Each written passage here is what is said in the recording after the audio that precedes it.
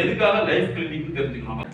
மாணவர்களுக்கு படிப்புல பிரச்சனை வருங்கிறத 1896 சொல்லிட்டாங்க.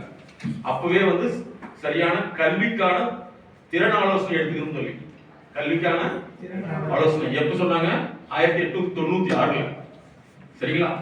இன்னைக்கு 2024 வரைக்கும் ஒவ்வொரு வருஷமும் என்னென்ன மாணவர்களுக்கு பிரச்சனை வருதுன்னு சொல்றாங்க. 2 வரைக்கும் படிக்கிறாங்க. 12 படிச்ச முன்னாடி அதுக்கு டியூஷனு, காலேஜுக்கு போனாலும் tuition, IAS IPS tuition, MBBS படிக்கிறதுக்கு என்ட்ரன்ஸ்க்கு டியூஷன். ஆமா, ஆனா எம்பிபிஎஸ் படிக்கிற டியூஷன் வேண்டியா? ஒத்துக்க முடியுதா? இதுல யாருக்கு அறிவு குறைபாடு? என்ட்ரன்ஸ்க்கே 3 வருஷம் படிக்கிறவங்க எம்பிபிஎஸ் எப்படி படிக்கிறாங்க? யோசிக்க முடியுதா? தலை சுத்தமா இருக்குங்களா? யோசிக்க முடியுதா இல்லையா? எம்பிபிஎஸ் என்ட்ரன்ஸ்க்கு 3 வருஷம் படிக்கிறாங்க. ஆனா அங்க போய் எப்படி படிக்க முடியும்? இன்னைக்கு ஸ்கூல்ல வாங்காதனால அவன் எந்த வேலையும் செய்ய மாட்டேங்கிறாங்க. உங்களுக்கு தெரியுமா? இப்ப நாங்களே டீல் பண்றோம். ஐஐடில படிச்சிருக்காங்க, எம்பிபிஎஸ் படிச்சிருக்காங்க, வேலைக்கு போக மாட்டேங்கிறாங்க, வீட்டுல காசு போட்டு எடுக்கிறாங்க, கோடிக்கணக்கில் செலவு பண்ணி படிக்க வச்சுட்டு இன்னைக்கு வரைக்கும் கல்யாணம் பண்ணி வச்சு கூட சாப்பாடு தான் போட்டுருக்காங்க. ஏன்னா அவங்களை யாருமே போடான்னு சொன்னா செத்து போயிட்டான். பசங்களுக்கு யாராவது சொல்லி பாருங்க, போடான்னு சொல்லி பாருங்க, அதனால தாங்க முடியுதா? உங்க கஷ்டம் உங்க குழந்தைகளுக்கு தெரியுமா? வந்து என்கிட்ட வந்து அழுகிறது என்னன்னா, சார் நான் அப்படியெல்லாம் கஷ்டப்பட்டு இப்படிலாம் கஷ்டப்பட்டு கஷ்டப்பட்டுன்னு சொன்னா நீ வந்தாலும் நயம் பண்ணுறோம், அதே கஷ்டப்படணுமா? அதனால நீங்க வந்து இது உங்களுக்கு யார் சொல்லி கொடுத்தாலும் இது வரைக்குமே நாங்க உளவியல் நிபுணர்கள் ஆராய்ச்சி பண்றோம். நீங்களா ஒரு கருத்தை எடுத்துக்கிறீங்க, அந்த கருத்திலே வாழ்வீங்க. அப்புறம் அந்த குழந்தைக்கு அந்த கருத்து எப்படி தெரியும்? திணிக்க கூடாது அல்ல, அந்த குழந்தை உண்மையை தெரியக்கூடாதுன்னு நினைக்கிறேன். தப்பு திணிக்க கூடாது அல்ல. கம்பெனியில போய் திணிக்க கூடாதுன்னு ஒத்துக்கோங்க, குறைச்சி விடுவான். இன்னைக்கு வந்து பாருங்க, ஒவ்வொரு நாளுமே வந்து 30,000 பேர் 40,000 பேர் ஐடி இண்டஸ்ட்ரி வெளியே அனுப்புறாங்க. எதுக்காக லைஃப் கிளினிக் தெரிஞ்சுக்கணும். அப்பதான் அடுத்த உங்க சப்ஜெக்ட்டுக்கு ஈஸியா இருக்கு. பொதுவாக வந்து நம்ம வாழ்க்கையை வந்து எப்படி மெஷர் பண்ணலாம் சொல்லுங்க. உங்க வாழ்க்கையை 4 வகையில் வளர்க்கலாம். ஃபர்ஸ்ட் உங்களுடைய கல்வி, செகண்ட் வந்து பொருளாதாரம், 3வது சமூக அந்தஸ்து, 4வது உங்களுக்கு வந்து உளவியல் சார்ந்த உடல் ஆரோக்கியம். சரி, உளவியல் சார்ந்த உடல் ஆரோக்கியம் என்ன அப்படின்னா, வைரஸ் இல்லாம வரக்கூடியது எல்லாமே உளவியல் பிரச்சனை தான். வைரஸ், ஹார்ட் அட்டாக் வந்து வைரஸ்னால வருதா வாழ்க்கையினால வருதா? வாழ்க்கையினால. ஆனா இங்க யாராவது சொல்லியிருக்காங்களா? சொல்லவே இல்லை. கேன்சர் வாழ்க்கையினாலே வைரஸ்னாலயா? வாழ்க்கையில பிரச்சனைனால அது செல்லு செத்து போய் செத்த செல்லு ஒன்று சேருது, அதான் கேன்சர். அப்ப வாழ்க்கையினால் வரக்கூடிய டிசீஸ் தான் இது. இப்ப சொல்லல, சித்தர்கள் சொல்றாங்கல்லவா, அவங்களே 4408 நோய்கள்ல 4448 நோய்கள்ல 8 நோய் பெற்றதுதான் பிறவி நோய், மற்ற எல்லாமே வாழ்க்கை நோய்ங்கிறாங்க. சரியா? வள்ளுவர் அர்த்தம் சொல்லியிருக்காரு. அப்ப சமூகம் சார்ந்த விஷயத்துல வந்து உங்களுக்கு உடல் ஆரோக்கியம் வந்து உளவியல் ஆரோக்கியம் இல்லைன்னா தான் பிளட் பிரஷர் எதனால வருது? கோபம், ஸ்ட்ரெஸ் எதனால வருது? வந்து இந்த 4 விஷயம் இருக்குங்களா, இந்த 4 தான் ஒரு மனுஷன் வளர்க்கணும். எப்படி? கல்வி முடிஞ்சு வச்சதுனால அவ்வளவுதான் படிக்க முடியல. 2வது பொருளாதாரத்தை வளர்க்கலாம், 2வது சமூகத்தில் ஒரு தனி அந்தஸ்து இல்லைங்களா? இன்னைக்கு சினிமா நடிகர்களே வந்து அரசியல் போறாங்க, அவங்களுக்கு சமூக அந்தஸ்து தேவைப்படும் இல்லைங்களா? பணம் இருக்குது, எல்லாமே இருக்கு, அந்தஸ்து ஏற்படுது இல்லையா? சரி, அவங்க இப்படி போறாங்கன்னு நம்ம ஒதுக்கி வைக்கிறத விட நம்ம ஏன் போக முடியும்னு கண்டுபிடிக்கிறவங்க தான் சக்சஸ்ஃபுல்லா வராங்க. அப்ப இந்த 4ல வந்து பிரச்சனை ஏற்பட்டாதான் இதுல கல்வி, பொருளாதாரம், சமூக நலம், உளவியல் சார்ந்த ஆரோக்கியம் 4ல உங்களுக்கு பிரச்சனை ஏற்படும். உங்களுக்கோ மற்றவங்களுக்கோ பிரச்சனை ஏற்பட்டா ஃபர்ஸ்ட் வர்றது வந்து முதல்ல வரக்கூடியது வந்து என்ன அப்படின்னா ஃபர்ஸ்ட் ஸ்ட்ரெஸ்ன்னு சொல்லுவோம். ஃபர்ஸ்ட் ஸ்ட்ரெஸ்னா என்ன பண்றது? நீங்க உங்களை குழம்ப ஆரம்பிக்கிறீங்க பாத்தீங்களா, அதுக்கு பேர் ஸ்ட்ரெஸ். என்ன பண்றது? பையன் சரியா படிக்கல, பையன் வேலைக்கு போகல, அதுக்கடுத்து வந்து நமக்குன்னு ஒரு மதிப்பே இல்லை, இத்தனை வருஷம் ஒர்க் பண்ணிட்டோம் அப்படின்னு உங்களுக்கு ஒரு குழம்பு எப்ப ஸ்டார்ட் ஆகுதோ அப்ப ஸ்ட்ரெஸ். இதை உடனே கண்டுபிடிச்சு மாத்தலைன்னா என்ன வரும்னா அதுதான் ஃபர்ஸ்ட் தூக்கமின்மை. தூக்கம் எதனால வரும்? 4 விஷயத்துல குறைவ பிரச்சனை ஏற்படையில அது பேர் வர்றது ஸ்ட்ரெஸ். அந்த ஸ்ட்ரெஸ் வந்துருச்சுன்னா நீங்க குழப்பா இருப்பீங்க. அந்த சமயத்துல அதை கியூர் பண்ணீங்கன்னா அதுதான் உங்களுக்கு ஆட்டோமேட்டிக்கா உங்களுக்கு தூக்கமின்மை உருவாகும். தூக்கமின்மை உருவாயிடுச்சுன்னா அப்படி போகும், ஒரு விஷயமா வரும். இது வந்து வைரஸ் சார்ந்த வாழ்க்கை. இது அப்படியே விட்டோம்னா டிசார்டர் என்ன ஆயிரும்? காலையில எந்திரிக்கலாம் தோணும், எதிர்க்க முடியாது. இது பசங்களுக்கு இருக்கு, பிள்ளைகள் இருக்கும். இன்னைக்கு பாத்தீங்கன்னா கல்யாணமான நிறைய பெண் குழந்தைகள் வீட்டுல வேலை செய்யறது இல்லை. உங்களுக்கு தெரியுமா? ஒரு வருஷத்துக்கு முன்னாடி ஃபோன் பண்றேன், சார் ஒரு பிரச்சனை, எனக்கு சொல்லாமா வேண்டாமா சொல்லாம நான் சொல்லாம இத்தனை வருஷம் ஆகி போச்சு. வேற வழியில நான் சொல்லியே தீர்ந்து நீங்க தான் சால்வ் பண்ணணும். என்னன்னு கேட்டா அந்த பொண்ணு வந்து வீட்டுல இருக்குது, வீட்டுல எந்த வேலையும் செய்ய மாட்டேங்குது. காலையில கரெக்டா வந்து அரை மணி நேரத்துக்கு முன்னாடி எந்திரிக்குது. 12 மணிக்கு அரை மணி நேரத்துக்கு முன்னாடியே. எத்தனை மணிக்கு எந்திரிக்குது இல்லைங்களா? எந்திரிச்சோன்னா பல்லு விளக்க மாட்டேங்குது. மொபைல் எடுத்துக்குது. எல்லாத்தையும் பார்த்து முடிச்சுட்டு ரெடியான்னு கேட்குது. அம்மா ரெடி இல்லைன்னா அம்மாவுக்கு நான் திட்டு. நான் இதை சாப்பிடாம நினைச்சு இதை செஞ்சுட்டு இருக்கேன். சரியா? சாப்பிட்டு போட்டு எகைன் கொஞ்ச நேரம் படுத்துட்டு ஒரு 5-6 மணிக்கு ஃப்ரெஷ்ஷா இருந்துச்சு. மறுபடியும் மொபைல். கரெக்டா நைட்டு 12:30-1 மணிக்கு படுத்துருக்கு. இதை சொன்னா அடுத்த கேள்வி, நான் உயிரோடு இருக்கணும் வேண்டாமா? அடுத்த கேள்வி, இது என்ன செய்வீங்க? பேரண்ட்டுக்கு என்ன செய்ய முடியும்? எவ்வளவு படிச்சது கோல்டு மெடலிஸ்ட் யோசிச்சு பாருங்க. இப்ப என்ன படிப்பு எங்க சார் வேலை செய்யல? ஏன் வேலை செய்யல அப்படின்னா எல்லாமே காஸ்ட் கொடுத்து செலவு பண்ணிடுது. காஸ்ட் கொடுத்து நீ கார்ல போ, பிளைட்ல போ, அதுக்கடுத்து வந்து சாப்பிடலையா, ஹாஸ்டல்ல சாப்பிடலையா, கடையில் போய் சாப்பிடு, ஆர்டர் பண்ணிக்கோ. Very good. அது இங்க வீட்டுல வந்து ஆர்டர் பண்ணுது. இப்ப என்ன ஆயிடுச்சு? இதுதான் பிரச்சனை. அப்ப என்னன்னா ஒரு சில மனிதர்கள் வந்து உள்ளுக்குள்ளேயே மனசுக்குள்ள வச்சு அந்த வாழ்க்கை முடிக்கிற சமயத்துல தான் அது இப்படி என்ன செய்யணும்னு நினைக்கிறாங்க. அதனால நீங்க சொல்லுங்களே கிரேட். இதுக்கு ஒரு சொல்யூஷன் சொல்றேன். அதுக்கு பேர் என்னன்னா கைமோபோபியான்னு சொல்லுவோம்.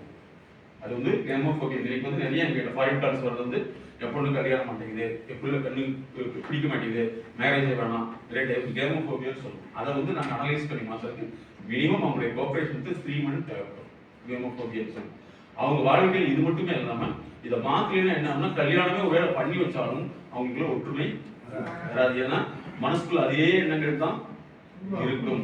அப்ப அது கைமோபோபியா. எங்க ஹாங்காங்ல கூட எங்கிட்ட கால் பண்ணாங்க, இந்த மாதிரி தமிழ்நாட்டில் இருக்காங்க, வர மாட்டேங்கிறாங்க, என்ன பத்தி சொல்லி. அதுக்கப்புறம் நீங்க வந்து எங்க நாங்க சொல்ற மாதிரி நீங்க கன்சல்டேஷன் எடுத்து நீங்க அவங்களை டீல் பண்ண சொல்லுங்க. விஷயம் நல்ல விஷயம், இது ஒரு முக்கியமான விஷயம் நீங்க சொல்றது. இது நிறைய பேருக்கு சொல்லுங்க. அதே மாதிரி வேலைக்கு போகாம இருக்கிறது. ஓகேவா? நீங்க செய்ய வேண்டிய நல்ல காரியம் அட்வைஸ் பண்ணவே கூடாது.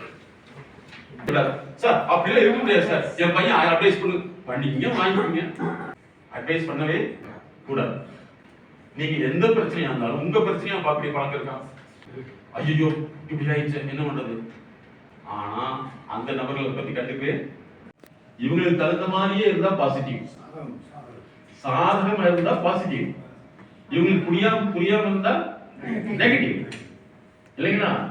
அப்ப இது எந்த விதமான மனநோயை உருவாக்கிருக்குன்னா அவங்களுக்கு ஆப்போசிட்டா பேசினா இவங்களால தாங்க முடிய மாட்டேங்குது. அது எந்த அளவுக்கு அதுதான் அடிதடி வரைக்கும் போயிடும். அப்ப நல்லா ஞாபகம் வச்சுக்கணும். இந்த குழந்தைகளை பாசிட்டிவ் பேரண்டிங் சொல்லி வளர்த்த அத்தனை குழந்தைகள் நீ கஷ்டப்படுற. அவங்களால எந்த விஷயம் நேரடியான உண்மையை ஏற்றுக்கொள்ள முடியவில்லை, சமாளிக்க முடியவில்லை, சாதிக்க முடியவில்லை. அதனால இந்த பாசிட்டிவ் வேணாம், நெகட்டிவ் வேணாம், ஒன்னே ஒண்ணு வேணும், அதுதான் ரியாலிட்டி. அதனால உங்க வாழ்க்கையில வந்து இனிமேல் வந்து இந்த பாசிட்டிவ் யாராவது பேசுன்னு சொன்னாவே நீங்க புரிஞ்சுக்கணும், அவங்க வந்து பயந்தான் கொள்ளிகள்.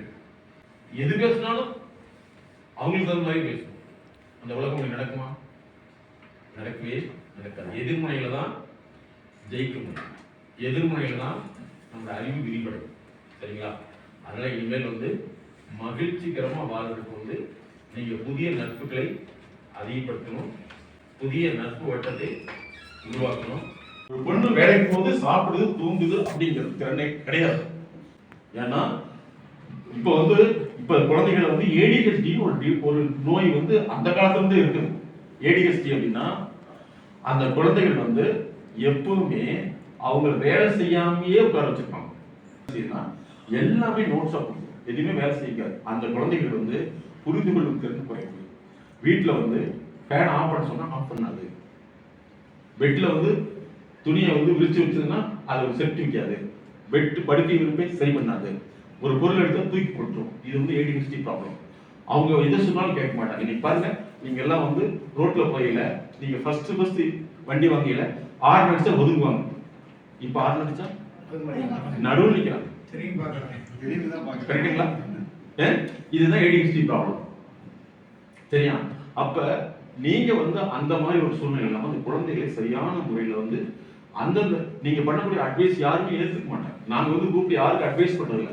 ஒரு பிரச்சனை எதுனாலையும் வரும். உதாரணத்துக்கு வந்து ஒரு குழந்தை படிக்க மாட்டேங்குது அப்படின்னு சொன்னா நாங்க லெக்சிக் தெரப்பின்னு ஒன்று பண்றோம். அந்த குழந்தை படிக்காததுக்கான என்ன காரணங்கள் அப்படின்னு சொல்லி பல வகையில் ஆய்வு செஞ்சு அதை படிக்க வைக்கிறதுக்கு நாங்க ஒன்னொன்னா செய்ய வைப்போம். சொல்ல வைக்க மாட்டோம், சொல்லி தர மாட்டோம். அப்படி செஞ்சுதான் படிக்க வைக்கிறோம். ஈவன் காலேஜ் ஸ்டூடெண்ட் சரி, எம்எஸ் ஸ்டூடெண்ட் தான் சரி. அதே மாதிரி எழுத மாட்டேங்குது, ரைட்டிங் தெரப்பின்னு சொல்றோம்.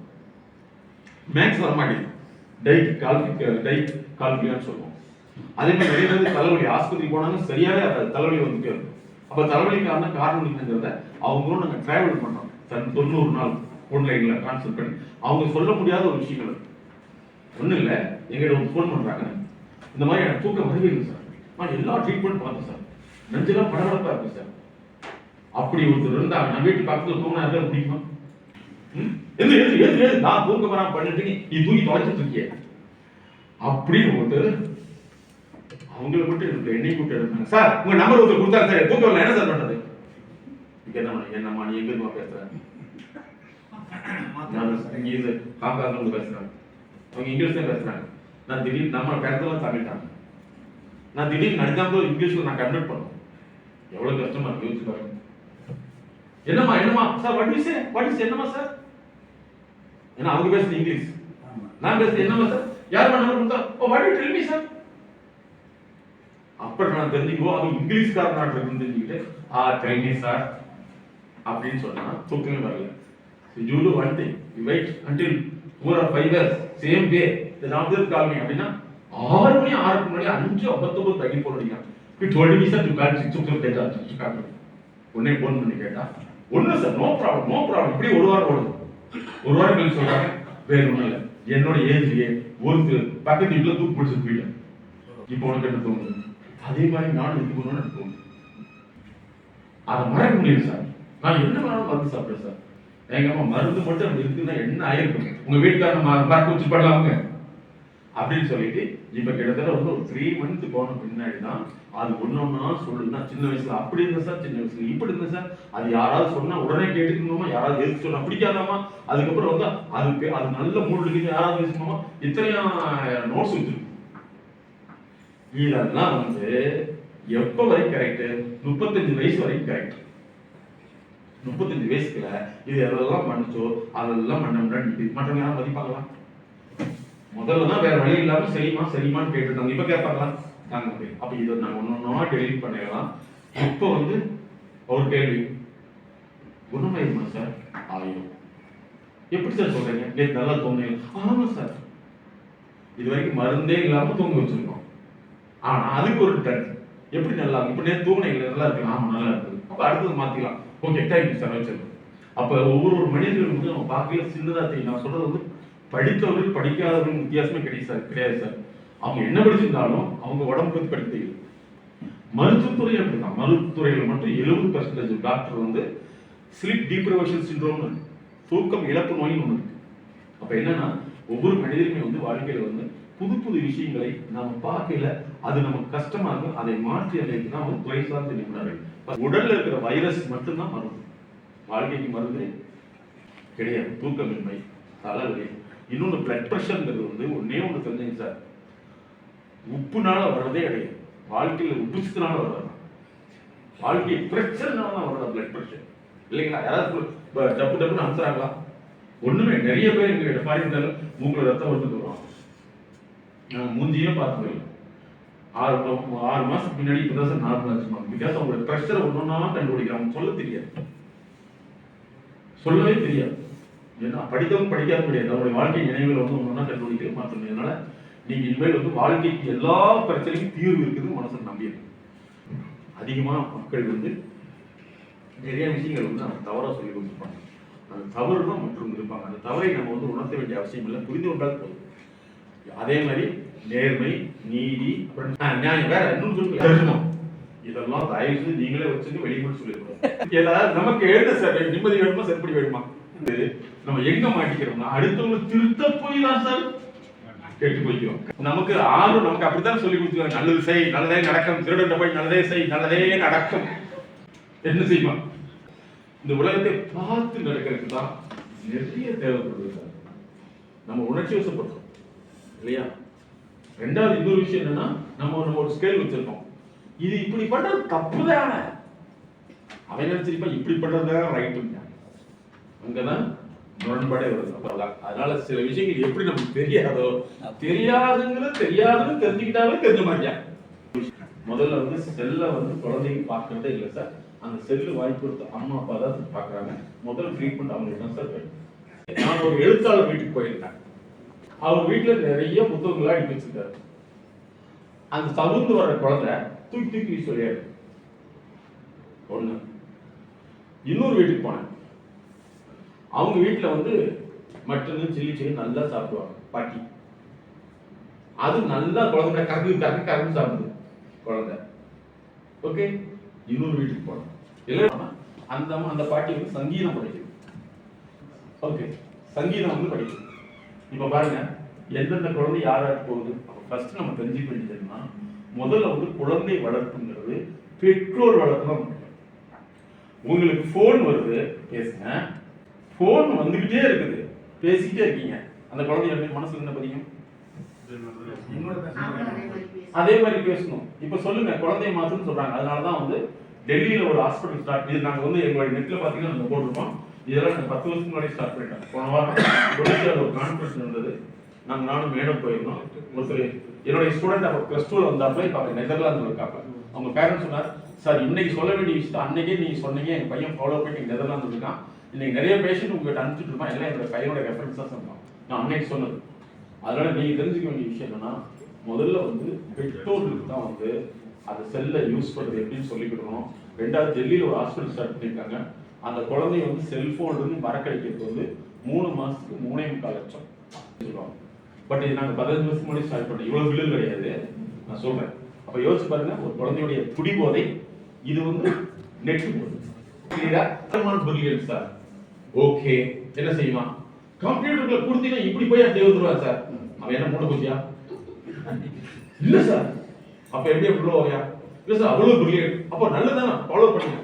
படிக்க மாட்டேங்க சார். அப்படி முதல்ல என்ன சொல்லணும்? பையன் படிக்க மாட்டேங்கிறான்னு சொல்லணும். டாக்டர் போய், சார் பாத்ரூம் நல்லா போறான் சார், ஆனா அவனுக்கு சளி பிடிக்குது, இப்படி சொல்லுவீங்களா? எது பிரச்சனையும் அதான் சொல்லணும். இப்ப சார் சொன்ன மாதிரி நிறைய பேர் பெருமையா சொல்றாங்க, பில்லும் பெருமையா வரும். உங்க மனசு வந்து ஹாப்பியா இருக்குன்னா, no disease, no heart attack, no problem.